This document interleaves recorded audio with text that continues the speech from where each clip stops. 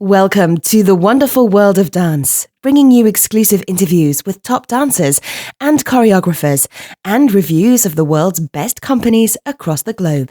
You can find lots more on our website at thewonderfulworldofdance.com. Hi, this is Savannah Saunders from The Wonderful World of Dance, and today I am truly honoured to introduce Richard Alston, the critically acclaimed, award-winning choreographer and artistic director of the renowned Richard Alston Dance Company.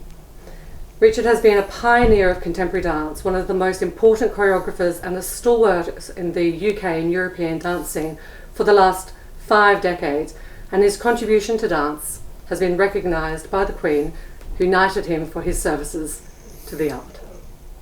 After 26 years, Richard Alston Dance Company is coming to an end, sadly, and the company's farewell tour, entitled The Final Edition, is heading to London, Sadler's Wells in March. This gives an opportunity for his devoted audiences to come and say farewell and to bid the company that they have loved and grown up over the years a final last hurrah. This farewell tour is a defining moment for the British dance scene as Richard looks to the next stage of his career that builds upon his body of work that includes almost more than 150 works, which is extraordinary. So I'm so pleased to welcome Sir Richard Alston. Thank you. Thank you so much for joining me. It is lovely to be actually here in your home at the place. Yes. In London. Yes. And what you won't be able to see, people who are listening and viewing, is on the walls we are surrounded by posters of performances past, which gives quite an interesting visual catalogue of some of the recent years. But with such an esteemed career, we have almost too much to discuss. So let's start at the beginning. You trained with the London Contemporary Dance School, which is obviously the institution here at the place. Yes. So you are back home. Yes. In many ways. Yes, that's how it feels. Does it? Yes. And I feel like I've never left this building, actually. I had a brief stint with Rombay and 2 years in America, but otherwise I've been here since 1968. You must feel like either a part of the furniture or the leading masthead of the building. How does it feel for you?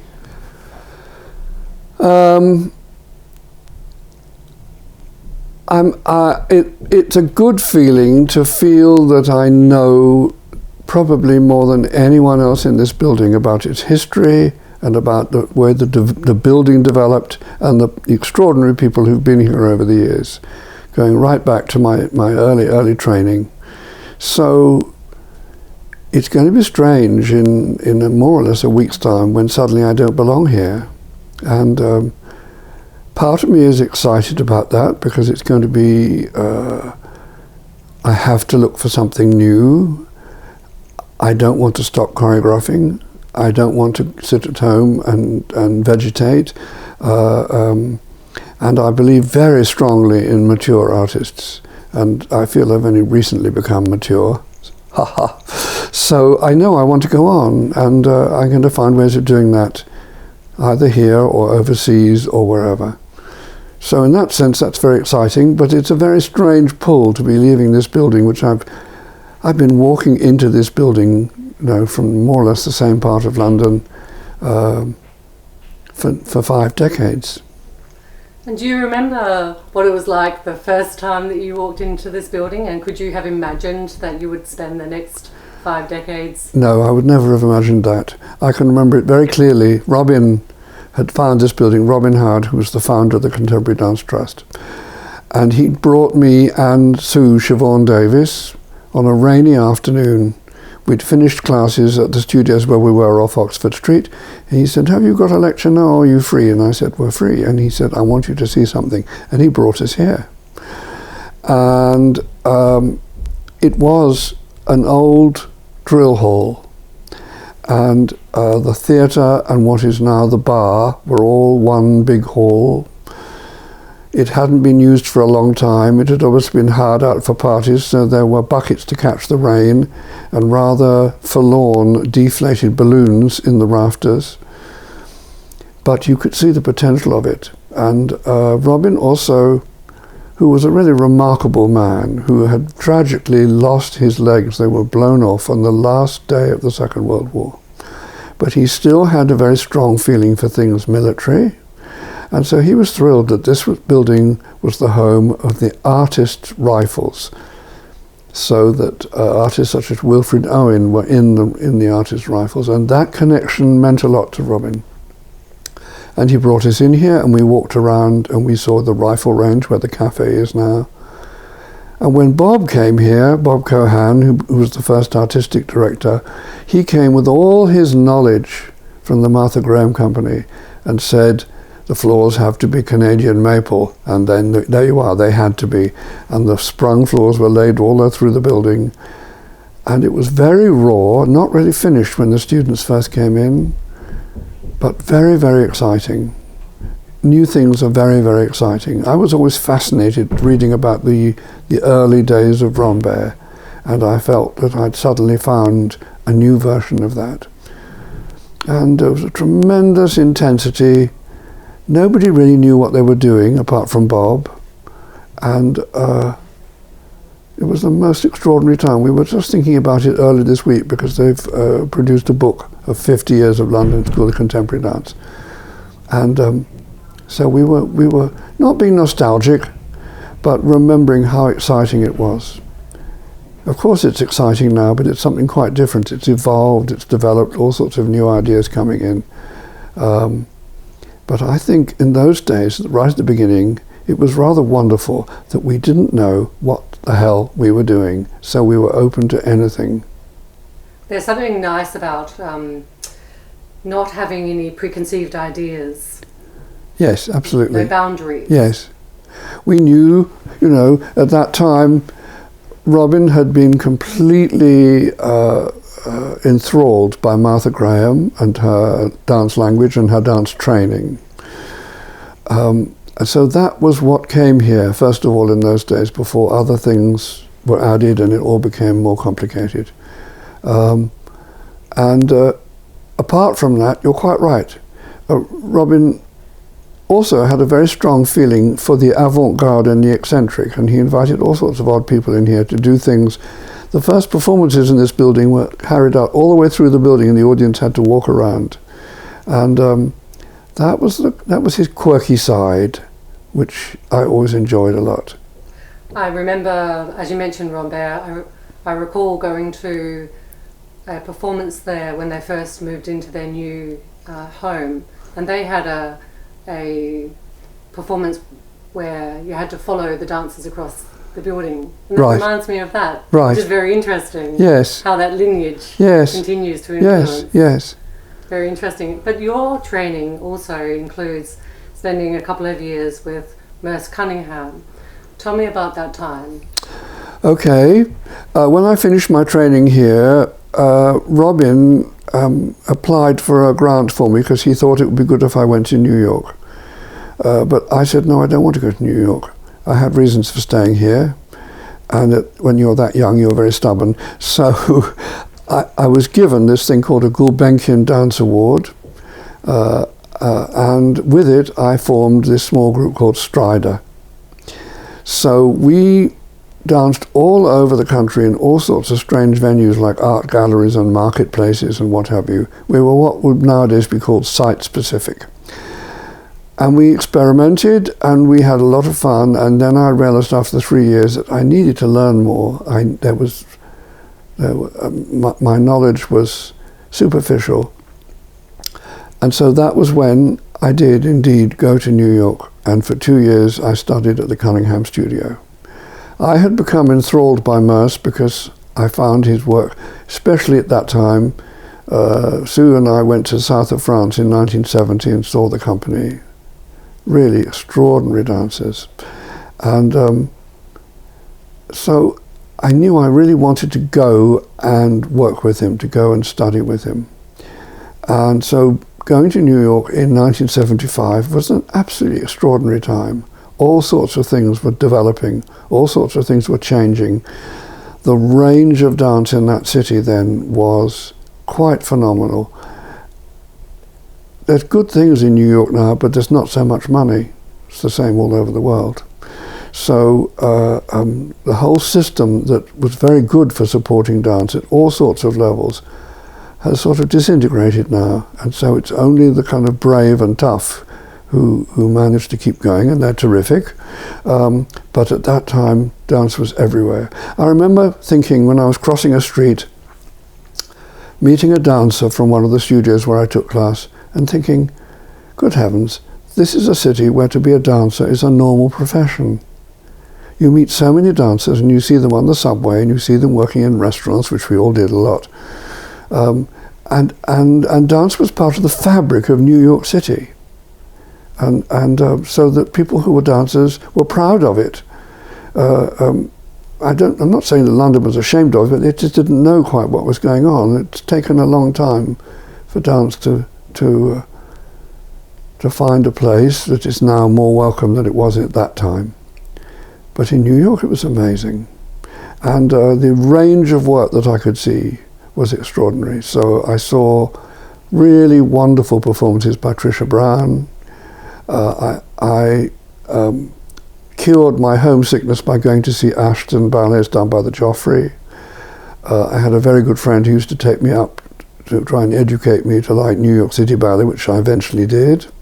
Loved it, but not at first. Isn't that weird? But there you are. I saw all sorts of things. I saw the most extraordinary things. And then at a certain point I realized that I had family to come back to, and I missed my home. And I missed a history that went further back than 1600. Isn't that weird? But I really did. I mean, there wasn't much from 1600, certainly not around New York. It was much more likely the 1700s. And I can remember when I was studying, I made my living by cleaning apartments, which was quite easy to do. You took X amount of hours, you got X amount of dollars, and then you can get on with your life. And once I went to a house, the young couple said with great enthusiasm, "Oh, we're so lucky to live in such an old house. We love it. It's 1888, you know." And I thought, oh, for heaven's sake. That's not old. So I came back here. I came back here for my own culture and for my family. And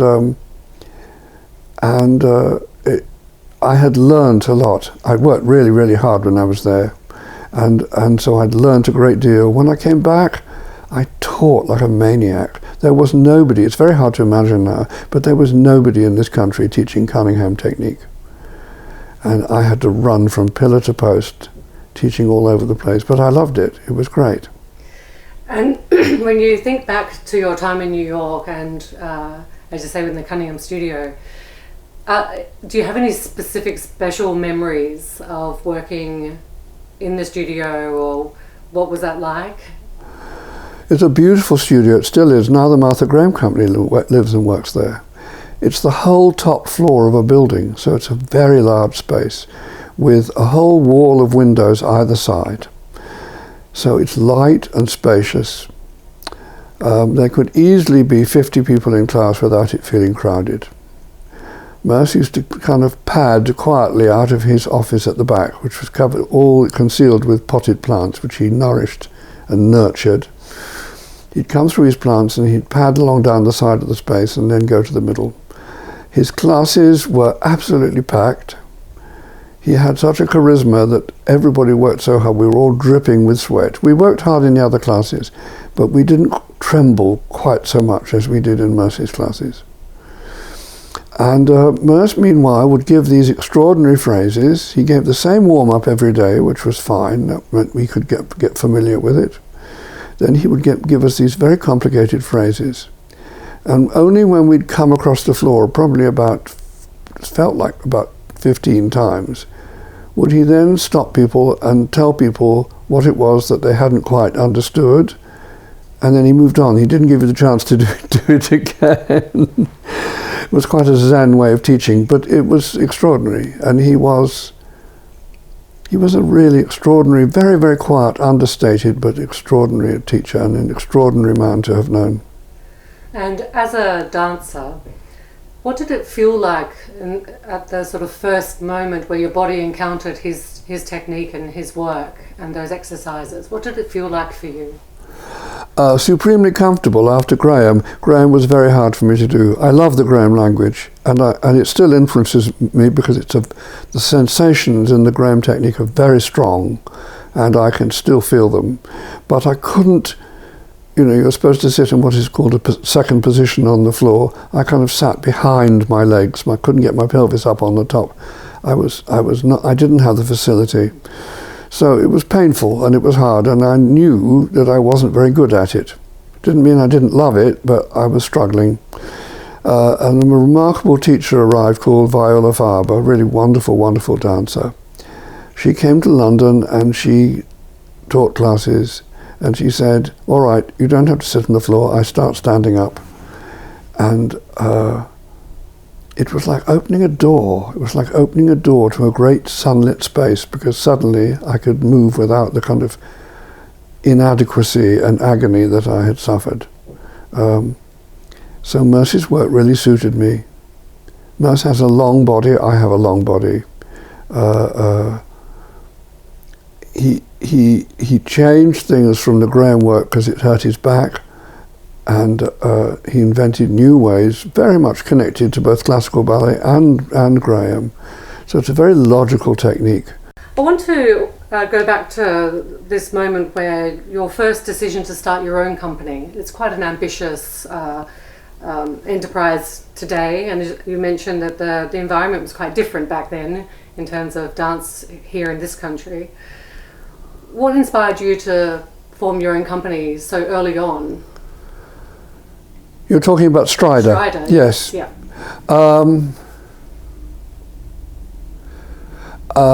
The simple answer is that Robin was an extraordinary man of great vision, but because he had, as it were, a damaged physique, he did not have legs. He knew that what to a normal person, to a complete person, would just be a cold, would be a very serious virus for him.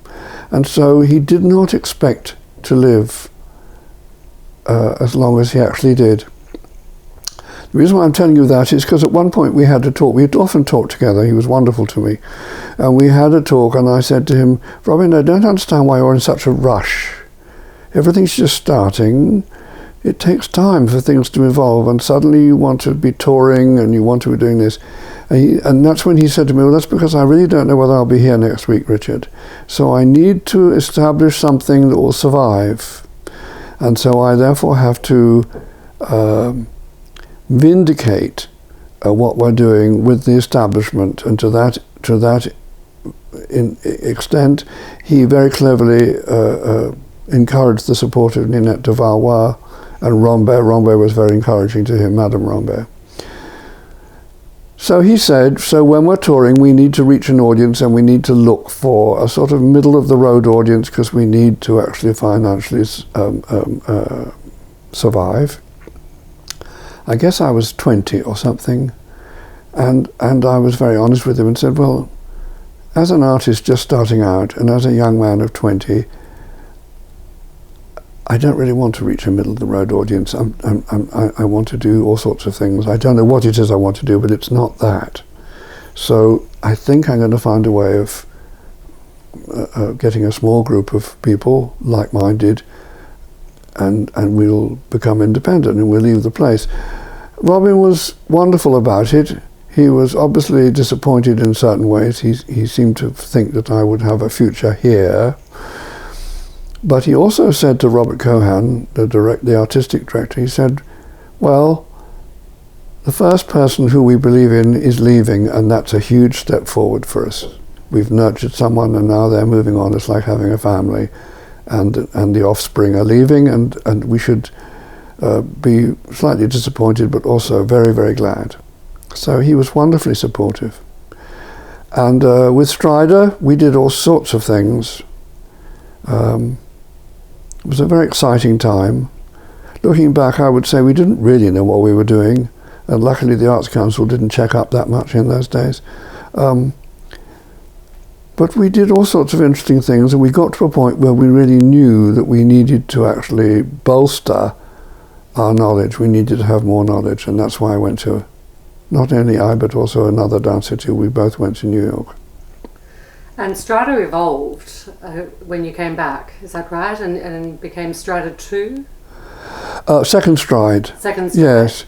That was just the name. I was astonished when they called it that. I think there was a group that Siobhan Davis and Ian Spink, who was a very interesting Australian choreographer, they were starting it, and Sue asked if I would be involved. And I said, oh, that sounds interesting. And we were having meetings about it, and they were talking about all sorts of names. One person was suggesting they called it Movable Feast. There were all sorts of jokes. And I said, well, you know, I suppose you could always call it Second Stride, ha ha ha. And then I went off, and I was working abroad, and I got an email, or it wasn't even an email, there would have been a fax or something saying, so we've decided to call this group Second Stride. I was astounded. And in fact, by the time Second Stride started, I had been offered a position with Rambert. So I wasn't really involved in Second Stride. So you get this offer from Rambert. Yes. What was going through your mind at that stage?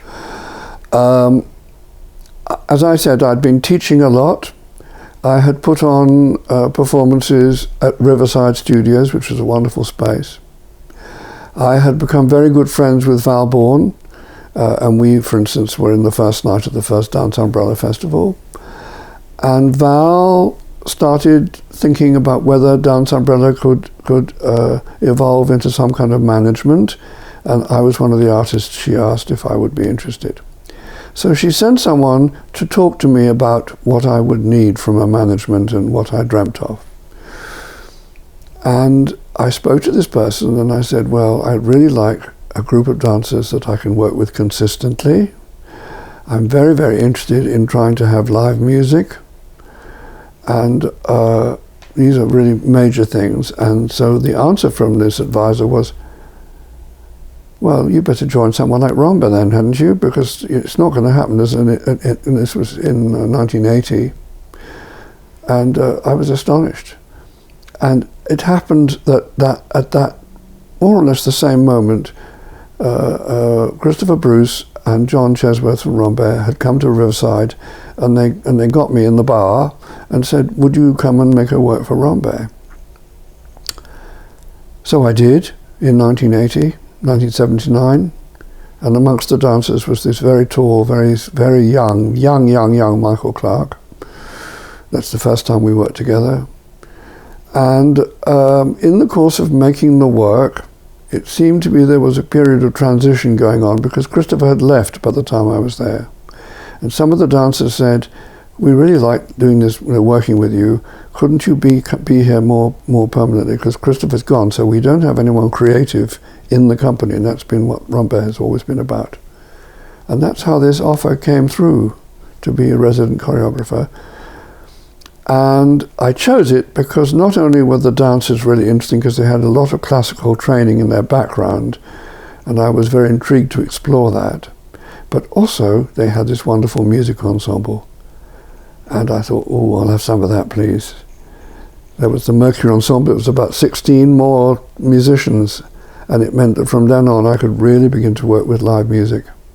And that was a hugely attractive thing to me. And what as a creator, having access to live music, how did that change the work that you were doing at the time? I had a wonderful music director there. He called himself Nicholas Carr in those days, and then he came here to the place and was music director for London Contemporary in its last era. And he changed his name to, I think, his mother's name, Nicholas Moshenko. He was Russian in origin. And he was fantastic. He was really wonderfully supportive, and if you had an idea for a dance, he would know what sort of contemporary music would be an exciting possibility. And having said that, he also was the one who arranged the Andean folk music so that live musicians could play it here for Christopher Bruce's ghost dances. So he had a wide range of interests and was passionate about music. So music was always a part of my choices of when I was going to make a dance. And in those days, of course, there was quite a strict musicians' union, so you couldn't use whatever you wanted. you had to, if there was music that could be played live, it had to be played live. I didn't mind that. I found that, you know, necessity is the mother of invention, so I found it really interesting to keep looking for music and to meet composers. And I also developed relationships with the really marvelous marketing people who were trying to sell the work of young composers at Boozy and Hawkes, at Universal Edition, at the different publishing houses. So I've got to meet a lot of composers. And, it was nothing but a pleasure, you know, it was nothing but a pleasure to be working with live music, and I began to learn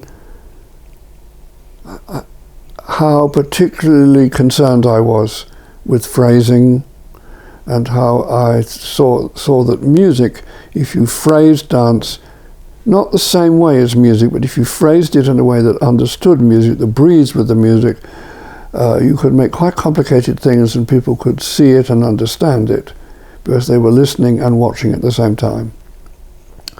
So I felt music was a real friend, and it stayed that way until now, forever. And you created more than 25 works while you were at the Rambert. Right. By the way, I should say that I know I've choreographed far too much. You say I've choreographed about 150 pieces, I probably have. It's a long learning curve. I know which pieces are special to me. I can look back now and say, oh, that was an interesting moment and that really meant that. And the work recently, I feel I now know what it is I'm trying to do, and so I can push it further. But it was all a great way of learning, and I did not, and still do not, expect them all to be around forever by any means. So with that in mind, is there a piece from that period that does speak to you as a piece that you feel is really important to you? All right, that's interesting. That's a very interesting question. There certainly were pieces from my time with Rambert. One of them was Wildlife, which had a score by Nigel Osborne, and wonderful set by Richard Smith, marvellous artist who did these kites. He did them very often for large gallery spaces, but he did these for the stage so they could move. And the music was based on all sorts of cultures all around the world. And it elicited quite a new movement language from me. So I've always thought that piece was very important to me. The pieces I made for Michael Clarke were very special because he was very special. So I made a piece called Rainbow Ripples, where he was one of the leading dancers, and we still, Kate Price, who was in Rambert at the time, now teaches here in the school here, so she teaches that in repertory class. And other pieces, I made a piece called Rough Cut, 2 Steve Reich pieces for clarinet and for guitar. We've done that a lot, it's still done. And one of the marvellous things about that was that we got to do that in the Paris Opera. At the time of the war, the Gulf War, suddenly the Martha Graham Company said they couldn't fly across the Atlantic because they thought it was too high risk. I think they had a quite hazy idea of where the Gulf was. They thought it was somewhere in Europe. So they wouldn't come to an engagement at the Paris Opera. And we were touring in France at the time, way down in the south of France, near Biarritz. And I got this telephone call in the hotel. Someone saying, I wonder if you could possibly help us. We need someone to fill these dates. They've sold out houses for 4 performances by the Martha Graham Company. And I tried not to kind of shriek. I said, oh, well, of course I'll have to think about it, and we'll do our best to help you. I will ring you later. Then I jumped into the street and stood screaming. I was so excited. So we went there and we did Rough Cut there on this enormous stage. And with Rough Cut, we opened the space out totally. We never had wings or anything. And they had this 60-foot cyclorama at the back of the stage. The stage was so huge. And we have a video of it, which I love, where you see these tiny figures flying around. So there were always very special performances, wonderful performances travelling abroad with Rambert in particular. What inspired you to come back home? They asked me. They asked me. I wasn't quite certain what I was going to do after Rambert. And so I thought to myself, all right, well, the best thing to do is to, when the telephone goes, say yes. Because I'd very much concentrated on working with Rambert. So that's how I got to work with Shobana Jayasingh. I got to work in Turkey with a company there. And then when I was in Turkey, they rang me and said, would you come and be artistic director of the place? And would you turn what is London Contemporary Dance Theatre into your own company? And so I came back and talked to them, and it seemed like they really wanted me, so I said yes. And so that's where the Richard Alston Dance Company started. Yes. Which is more than 25 years ago. Yes. What was it like having your own company in this institution back in those days? As you've already sort of gone partnered all the way into your career. Yes. You'd spent more than, I think it was over 12 years with Rambert. Yes. You've been around the world. Yes. As you've mentioned, you've created works for other companies, and you've travelled and performed across the world. What did it feel like having your own home and building your own company? Well, I can remember in the first week that I was here, working in the studio on a duet which was going well, and thinking I'd really like to push a bit further with this and get to the end of the duet. And it suddenly dawning on me that there was no one else waiting outside, that this was my company. Because one of the joys of Rambert, but also one of the pressures, was the joy was looking after other choreographers' work. The pressure was that then very often, especially as artistic director, you gave yourself the last slot in the day, you let them have the best dancers, etc., etc. So when I went into this studio next door, we're in a room right next door to what's been my studio for 25 years, I thought, I'm not keeping anyone waiting, I could work all day on this. And it was the most wonderful freedom. And when I started, I gave myself time to make something and then maybe throw it completely out and start again. And because I had that time, I never did. It somehow liberated something in me. I had a wonderful time at Rambert, but it became very tiring. Became very tiring dealing with all the fundraising, dealing with all the other sides of an institution with a long history. I was fascinated by it. I loved the history. I once went there to a gathering for someone who was leaving a couple of years after I'd left, and I walked into the room where they were having the party, and I looked round and I thought, you know, it's probably a fact that I know more people in this room than any other human being, because I knew dancers right back to the beginning because I'd been really interested in them. And we had revived early Ashton pieces, and I'd asked advice. We did Tudors, Dark Elegies, and I had a very strong sense of the company's history.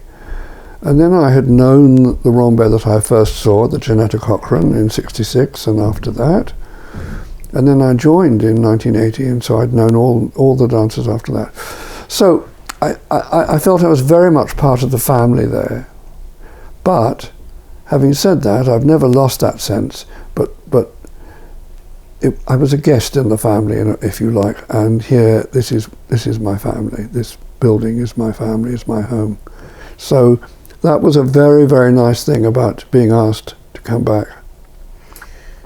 And when you set out on this journey with your own company, did you have a specific vision in mind about what you wanted to create or who you wanted your company to be? Of course, it's your namesake. Yes. My work at Rambert was considered by some to be rather cerebral and elitist. I don't feel that way about it, but still, Rambert felt they had to try and attract larger audiences, and so they went for a different kind of work. And so when I came here, I thought, I'd really like to prove them wrong. I'd really like to actually make work which I love, but which also an audience wants. So that was part of my vision for this company. And at Rambert there had been the resources to work with design, to work with painters and sculptors, which I did quite a lot. And here I thought, okay, I'm going to concentrate on the heart of the matter. That's music and movement, because I had a very good budget, but it was much less than Rambert and much less than London Contemporary had been. And so I've explored that for 25 years and had a wonderful time doing it. And use a wide range of music, because luckily I love a wide range of music. And it's always the music that dictates whatever movement language will suddenly appear to be the right thing. It comes out of listening to the music. So that some of my work is very different from others. But I certainly know now, in the last 5 years or so, I have a sense of, put it very crudely, knowing what I'm doing. I know what I'm doing now. I don't settle and say, well, I know what I'm doing, so that's fine. I'm still trying to do things that are new. I'm still trying to put myself in situations that I haven't been in before. But I'm able to push the work more and to take more effort to make sure that every part of the dance is as good as it could be. That's the best way I can put it. And tell me about your process for creating work in the studio. As you mentioned, the musicality, but also the variety of dance. Yes. And the variety of the movement language. What is it like creating? Tell me how that works for you. I create very fast. And then go back and look at it and look at it and look at it. And that's one reason why I go on tour with the company. I've been on tour with this company for 25 years. Because I can see things on stages and I can see things on different stages and realize how something might work better. And I am dedicated to making sure that I don't shortcut any possibilities to make the work better. So I drive dancers mad sometimes by changing things on stage before the opening night and after the opening night. When I make work, I am absolutely inspired by the dancers. They need to be wonderfully physically talented and people who are attractive and they're sympathetic. I'm not a choreographer, I'm not an artist who works well on tension. I don't construct confrontational situations, I freeze. So I keep good-humoured, I make lots of jokes, and everything flows. That's the way it has to be. I've said very clearly that I prepare the music hugely so that I know exactly what it is I love about the music. I never prepare movement, never. It happens in the studio and it comes out of somewhere and suddenly one thing leads to another and oh, there it goes. I think of myself as drawing in space, drawing with energy. I sometimes talk to audiences about saying, imagine you're a young person going out into the garden with a sparkler and you light it and all that flashing light, you can make shapes in the air. Or some wonderful films of Picasso painting on glass. I think I'm making lines and making shapes, making sculptural shapes. I love dance to be very three-dimensional. And then, of course, there's the whole thing with music, with phrasing, with large movement, with small linking steps, which means that dance is phrased just the way speaking is phrased, just the way writing is phrased. You just don't have nothing but big words. You have lesser ones which are just as important, but they link from one to the other. So that's all those things go into making a dance for me. And what's it like having your own dance family in a way? You mentioned some of the qualities that you look for in the dancers to join your company, Yes. your family. Yes. What does it feel like having these dancers? I'll tell you what feels wonderful. You know, I've been working here for 25 years, and I've been working before that for 50 years, well, in all. It's absolutely wonderful to see people who've been in class, who studied with me, who have danced my work, going somewhere else and doing really well. And I just smile to myself and think, well, that was worth being patient with that person. And no wonder I loved her dancing, because look at her now. And it's one of the, I have to share with you, it's one of the joys of getting older. If you stick at something, you have a past. You have you said it's like a family. It's like children and grandchildren, you know, and they're all over the dance world now, and they're very, very generous to me. They come back and say, "We had a great time here, and you were wonderful to us." And they're very open about it. So that's, you can imagine, that makes me feel really rather good. And how do you?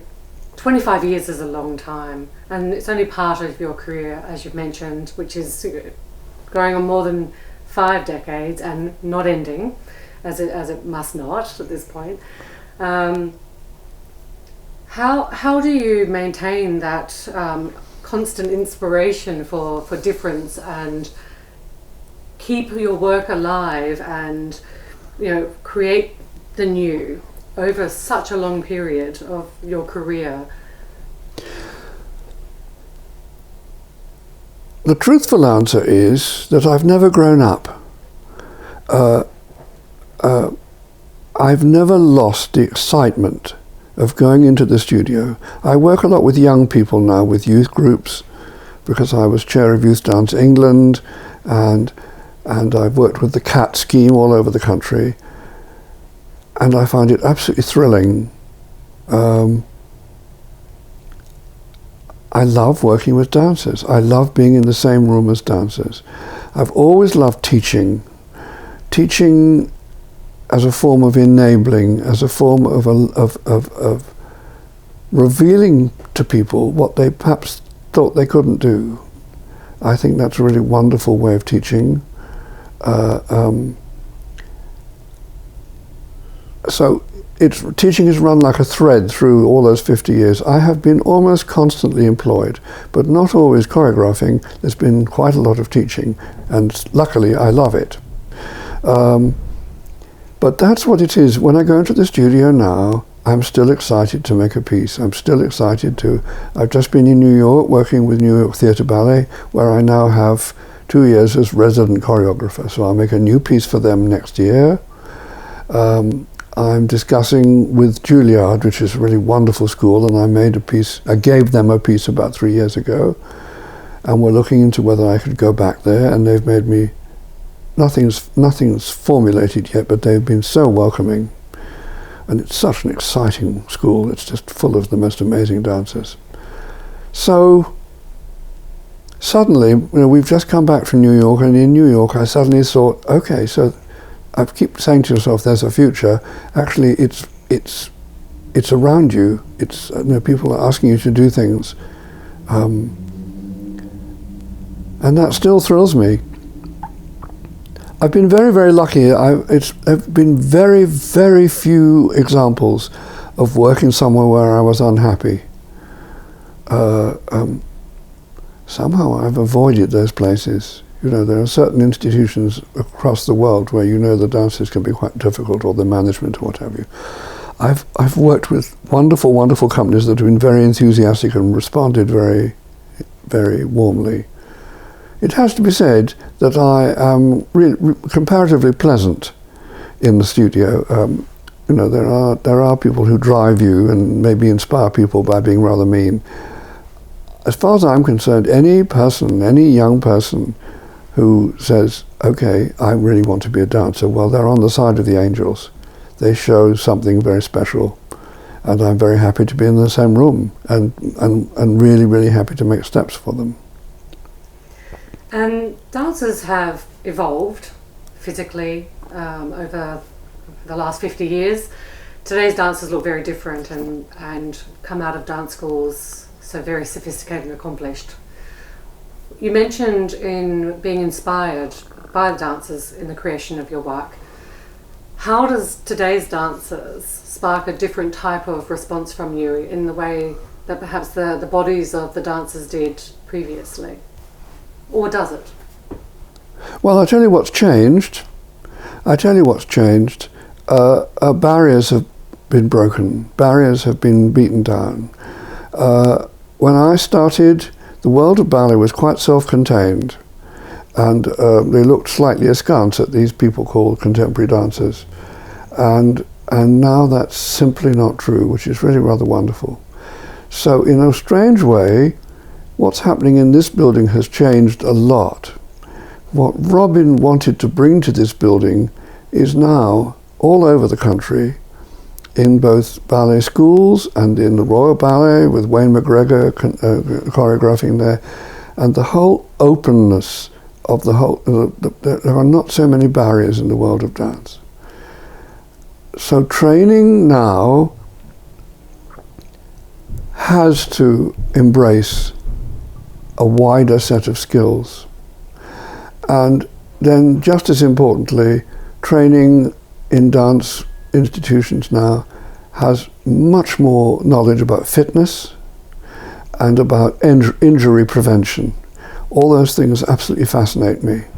So I find all those developments really, really marvelous. And so when you get a big company like the Royal Ballet, you know, the people who treat them when they're injured are as important as their teachers, are as important as their choreographers. And there's a sense of that. There's a sense of people being cared for, not pushed beyond what they should do if something is wrong. I find all that really terrific. You know, I've been around long enough to remember when the sports doctors, the Olympic doctors, suddenly realized that what they were applying to athletes could very interestingly be applied to dancers, and they suddenly realized this was a new area for them, and they embraced it and they went for it, and they gave us lots of advice. Not all of it we took, because when you're looking for an athlete, you're looking for the perfect physique for the long jumper, the perfect physique for the high jump, the perfect physique for short, sharp sprints, the perfect physique for marathons. And of course, choreographers turn around and say, well, it's the imperfect physique that I love. And actually, you've just got to accept that, you know. So it's a very, very interesting area, but it has enriched the world of dance, I think, hugely. And looking at your company, it's quite a diverse company as well, which is part of this evolution. And yes, absolutely. Yes, and quite right too. And that's yes, I want my company to be. I don't want people to be all the same size. I don't want them to all be the same color. I find the image, if you like, of dance breaking down barriers and breaking down prejudices.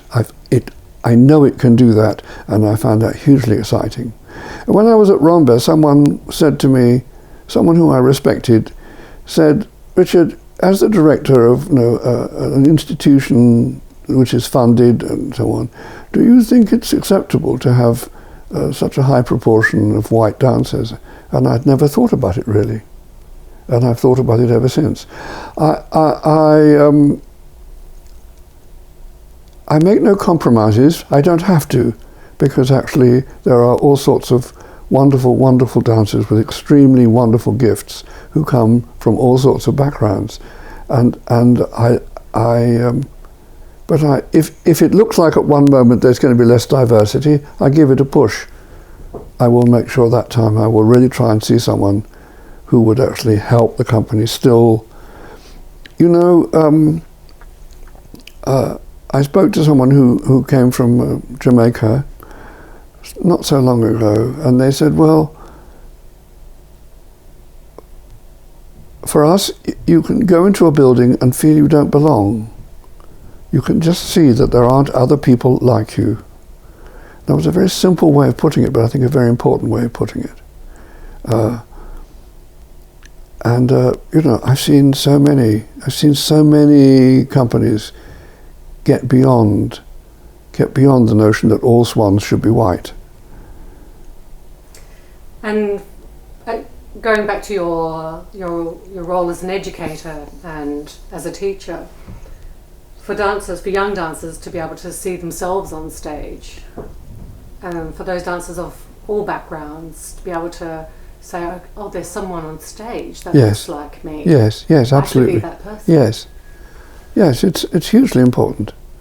I know that the dancers in my company who come from diverse backgrounds, they're really important role models. They're very important role models. And that's been going on, for instance, all the way back to Arthur Mitchell at New York City Ballet in the 50s. Balanchine was ahead of his time.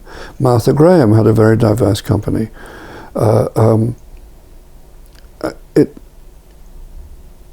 It's important. It's important, and it's the arts should be racist free.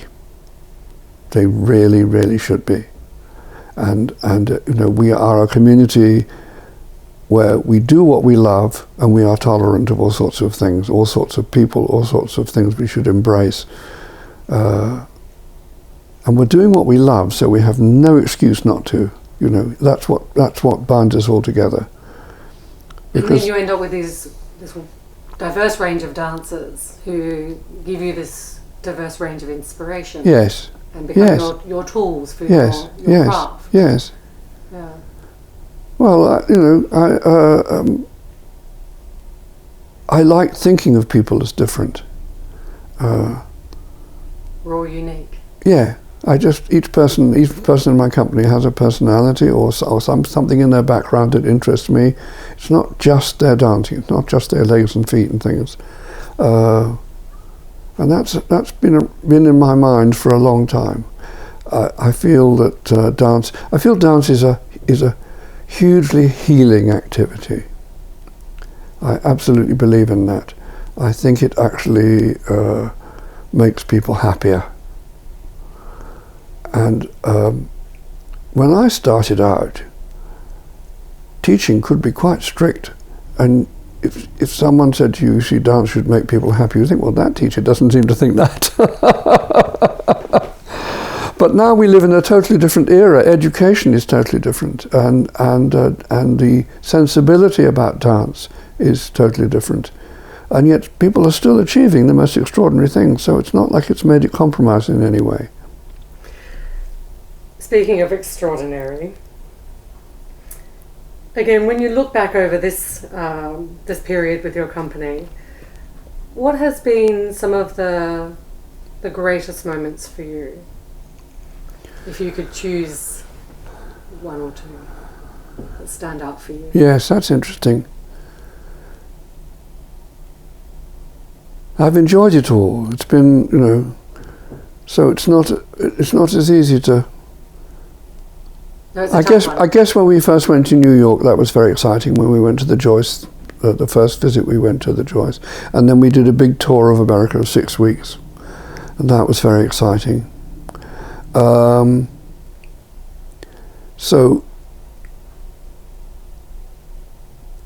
And I think also we started out in quite small theatres, and then we began to take the challenge of being on larger stages. We've been to the Edinburgh Festival Theatre, the Lowry. Theatres are quite some size, and the work looks wonderful because they move around so much. Even if there's only a few of them on stage, they zoom about. So that's rather like that performance in Paris I was talking about with Ron Betts. The same thing with my company.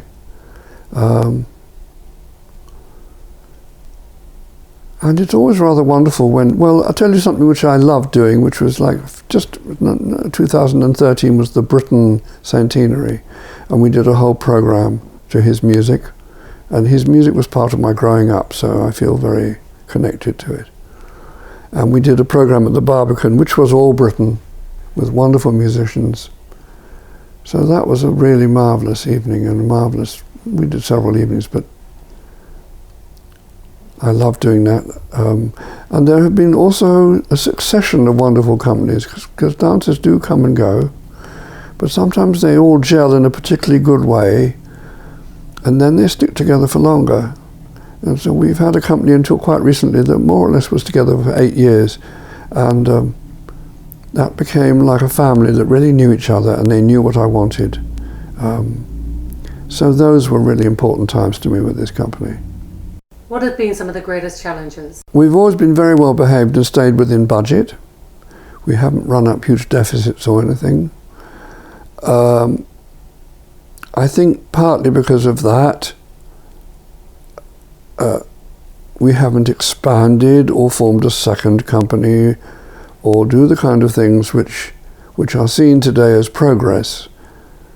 I don't know how long-lived progress that will be, but so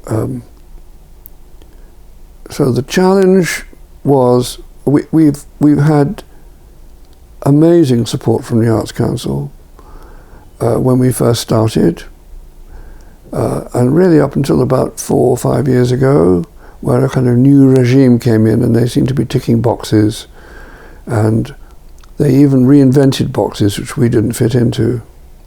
And from then on, they just asked me what I thought were the wrong questions all the time. They never criticised the work, but they wanted it to fit this or fit that, and they wanted there to be matching funds, which is difficult in an organisation where they're also finding funds for the school. So that's been a challenge, and a challenge where eventually I thought, okay, this is a challenge too far. I don't want to continue this company on a lesser level than what we've achieved. And I believe, as I said earlier, I believe in continuity. I believe in people growing slowly over time. And in fact, if they work consistently, they grow very fast over time. It's not really, it wouldn't be my choice to do projects that are very short-lived and then you lose touch with people and then eventually do the other one. I haven't had to do it since, well, even Strider was consistent, you know. So I've been working with ongoing consistency since 1972. That's when Strider first started. And, you know, old dog, new tricks, you fill in the rest. And as you mentioned before, you don't like to compromise on the quality. No. I'll tell you something. I think my family taught me to have an appropriate sense of humility. I think that's no bad thing. But I'm also absolutely fierce about what I really believe in, which is integrity. I will not compromise my integrity.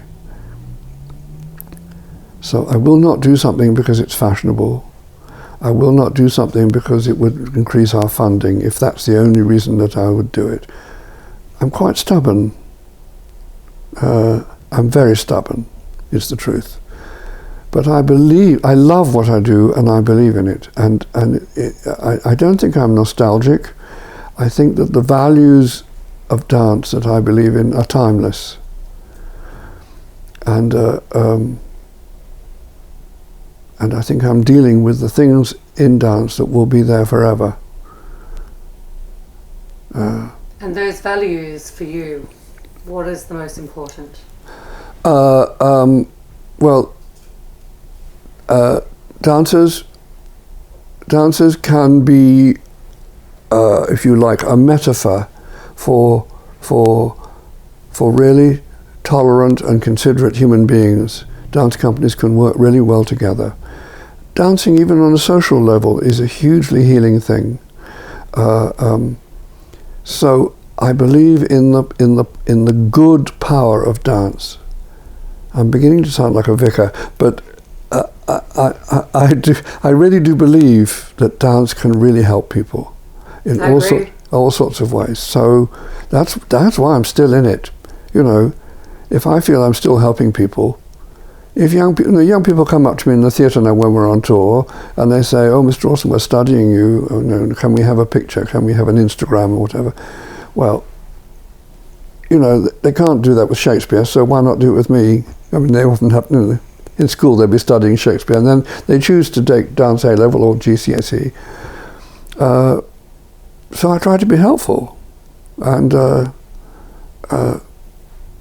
that huge family of people who express warmth towards me, it's an important part of my happiness.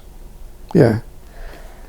But after 26 years, the Richard Alston Dance Company is coming to an end, sadly.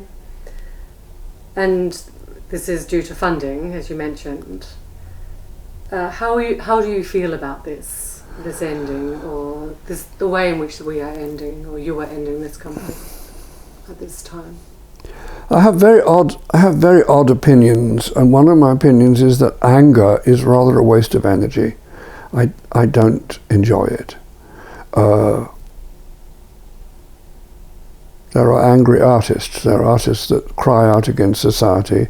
I like to make dance about what's good about dance and what's good about human beings, and so there's a sense, in a way, that everything has its time, and 25 years is a long time, and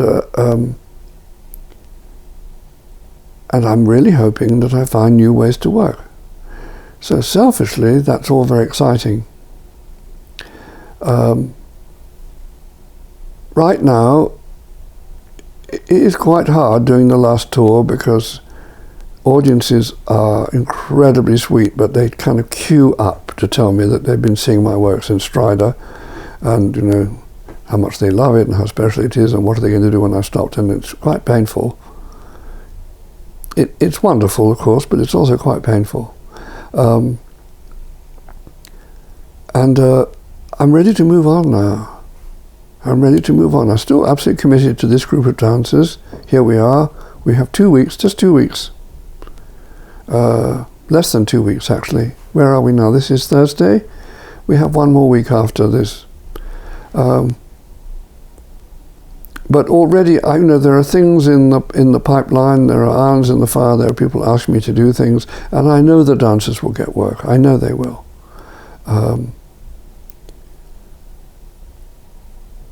So it's very important to me not to get down. It's very important to me to think, okay, you're doing what you love, you've been doing it for a long time, you've been allowed to do it for a long time, and there are people who seem to like what you do. So get on with it. Get on with it. Reach new people, work with new companies, find different ways of doing things, work abroad more, because I've really been touring in this country a lot, which I love, but I've come to terms with it. I've come to terms with it. It was an agonizing decision. I made it 2 years ago. I had 2 years to get used to it. But it's gone beyond distress now. I'm not distressed. I've accepted it. I feel I've been very good, a wonderful support by many, many people. And if I'm selling the big issue in a couple of years' time, I will be proved wrong. It's never going to happen, my goodness. We reminisced about the first day of entering this building, and you're coming back. How do you feel, or how do you think you'll feel on that last day in a week's time when you exit the building? Well, I just absolutely recently realized that there will be a sense of liberation. There will be a sense. I was sitting at home this morning thinking, in a week's time, you could stay in here all day if you want. Or you can be a sunny day, or you can go to an exhibition, or you can do this, or you can do that. I'm fascinated by all the arts, always have been. So it's not like without a dance class to teach, I'm going to be miserable. I'm really hoping that I can keep working in dance, and I'm putting that out, put it out there very loudly and see who responds. It was very encouraging being in New York because they love to make people feel important if they think they're important, and they tell me I'm important and I believe them, which was wonderful. But I do know that actually once we've got through it, if the Sadler's Wells programs go as well as the rest of this spring tour has gone, I will know that we have finished in a good way, and that will be a huge achievement. I will be so relieved by that, and so pleased that we managed to do it. And I will be thinking, now what? How exciting! I wonder what's going to happen. So let's talk about the program coming up at Sadler's Wells, the final edition. Mm-hmm. Tell me about how you selected the works for this program. I selected by and large pieces which we haven't done at Sadler's Wells before. There is one piece which we have done there before, Mazur.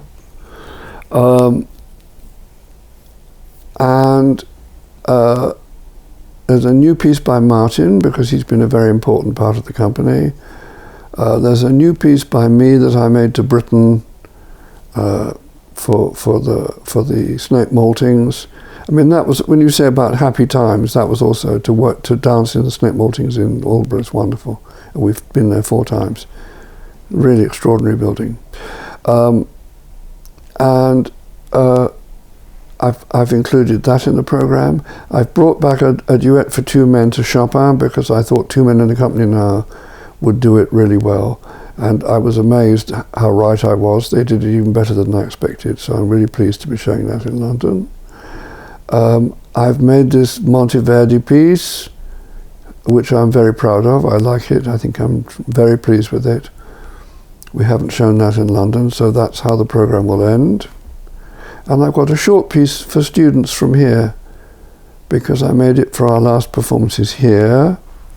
And, you know, I like a sense of continuity, so I trained here. I graduated, well, I finished anyway in 1970, and now I'm working with the young people who are going to finish in 2020, and I've made a short piece for them, and it's gone really well. So that's part of the program too. So there's a lot of people dancing really well. That's what I've tried to say. Tried to choose. Okay, let's show up a program where everybody's dancing wonderfully. And not to preempt in a week's time, but you've mentioned the audience that have come up to you and shared their experiences and their views and the dancers.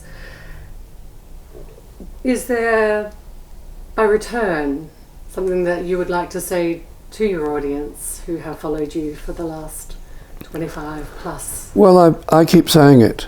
I say it when I talk to audiences, and I've said it in the program. I'm hugely grateful to them. Hugely grateful. There are things about my work which are not fashionable, but they are actually, in some strange way, very much needed. In a time when the world is becoming very cynical, I think dance can be beautiful. I think people dancing are beautiful, and I have absolutely no problem with attempting to make something that's beautiful, and audiences respond to that. So they very often come up to me and say how moved they are by my work, or how incredible. Someone in America came up to me, because that was the last time we were in America, and they said, your dancers are so wonderful and your work is so beautiful, and we don't have that anymore.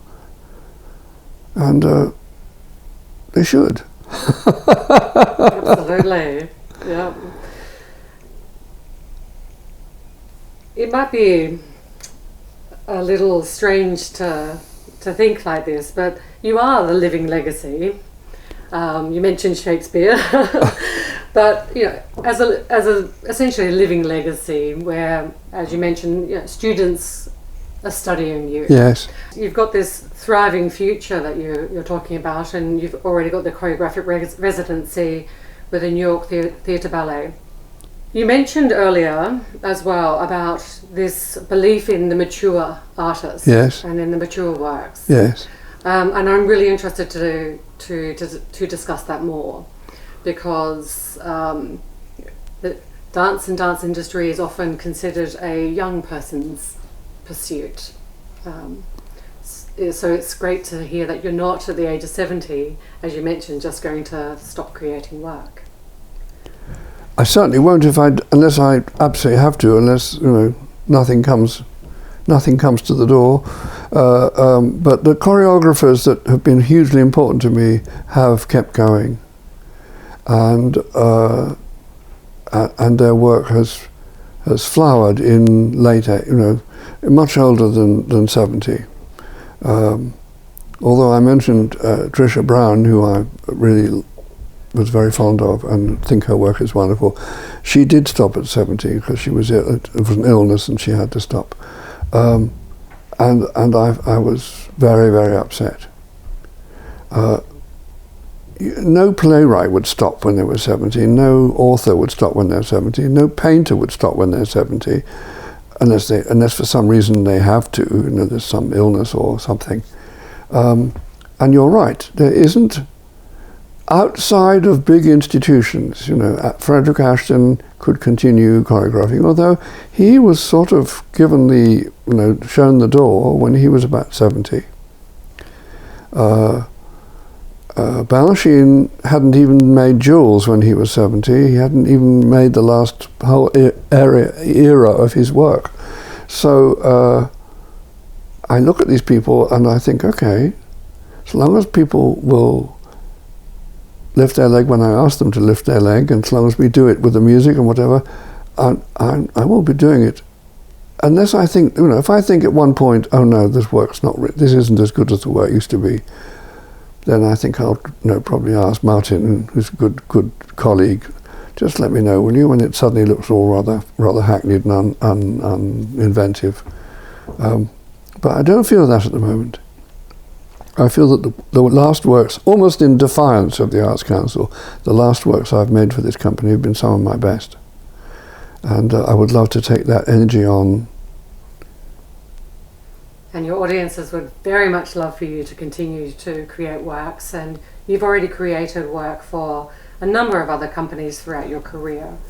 And just my final question, over these 50 years, and at this juncture where it's a whole new exciting future ahead for you as an artist, as a human, as a creator, do you feel at this point that you have achieved what you could have hoped to have achieved in your career? I'm not certain. There's something very... at the moment what we're doing is all these videos in boxes and whatever, and we have to have them digitized, as they say, and then we're talking with places where they will actually store them as a collection, so that people will be able to say, I want to see this dance by Richard Alston, and they can. And that's an important thing, but of course it's not living. It's lively on a video, but still a video. But otherwise, I think I will just see where my work goes, where it's able to go. If nothing else, apart from the young people who I really have very warm feelings for, if they're studying my work, I'm thrilled. But actually, just as importantly, their teachers are fantastic, and the teachers, especially in this country, when dance has been elbowed out of the main curriculum, and it could easily just have disappeared, but no, it hasn't, because they work after school hours with people who volunteer, and that's what I see every year when I go to U-Dance, which is the big meeting for all of that, organised by what used to be Youth Dance England, but now it's Dance UK, One Dance UK. So I see young people still getting somewhere, starting out, doing things. And I see people dancing in spite of the fact that actually there's not so much to encourage them. I think I'm very, very, very lucky that I started out in a very optimistic era. In 1968, England was quite an optimistic country. Young people assumed they would get a job. Young people did not assume they would not get a job, which is widely true now. In those days, for instance, I went to art college, and everyone thought you went to art college, for all sorts of reasons, and then in some way you would get something, there would be some way of you working involved in what you were doing, and if you didn't, it didn't matter, because the whole thing of an art college was that it was an education, it widened your vision, it inspired you to live in a different way or whatever. So it was a very, London at that time was very optimistic, trendy, but full of possibilities, and so what I really love about dance is that people are still making dances, people are still starting out to make dances, in spite of the fact that that optimism in society has shriveled. I won't say it's died, but it's shriveled, and politicians are much less caring than they used to be, but people who need to dance do it, they get on and do it. And that, I think, is the wonderful and extraordinary power of art. And what words of advice would you pass on to this younger generation who are out there trying to pursue this endeavour? Yes. Do what you believe in. Do what you believe in. I taught myself to choreograph. Nobody taught me. I taught myself by going to see lots of work and thinking about what it is I liked, and more beginning to understand what it is I liked and what I loved and what I needed to be in a dance. And I think nowadays there's so much information that you could pick up if you want to. You can just go online or go to YouTube, you can see so many things.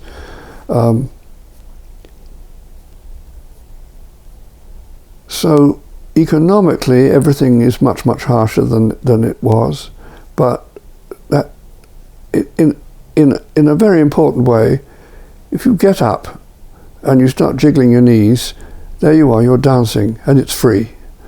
And so actually, yes, if you need a very expensive studio with gorgeous mirrors and a sound system in the corner or whatever, then you have to pay for it.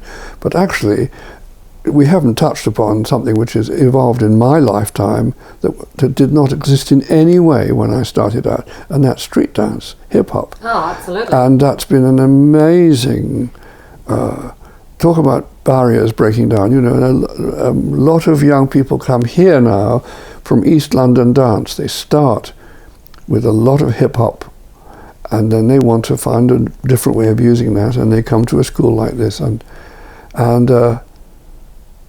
dance is in everyone's life now in a way which it really wasn't in this country when I started. It really wasn't, and that's so now we're back to what I was saying when I went to New York and thought, good heavens, dance here is a normal profession. Everybody moves now. Young people all want to do. It's not just a movement. They want the outfits. They want the baggy clothes, the baseball caps, the whole thing. But it still means they're moving and they're dancing, and so they still get that kind of wonderful exhilaration, the adrenaline. And I've seen large groups of hip hop groups, being drilled by sergeant majors, would not be ashamed of seeing the way that I've seen people working, and young people do it. They get on with it, and they're really excited to be part of it. So dance has changed in all sorts of ways, and it's part of our culture. It used to be rather an elitist part of our culture, or funny old men doing Morris dancing, but now it's everywhere. It's on television. It's in our lives, and that's nothing but wonderful. That's great. I just want to say thank you so much for taking so much of your time. If you're in London, you must, of course, come and see Richard Alston's the final edition farewell performance at Sadler's Wells on the 7th and 8th of March. And if you're in Cambridge, you can see the farewell performance in a couple of days on the 2nd and 3rd of March. Check out the company's website for details and tickets, richardalstondance.com. Thank you so much. Thank you. Don't forget to subscribe. We've got some incredible interviews coming up with principal ballerinas and renowned choreographers.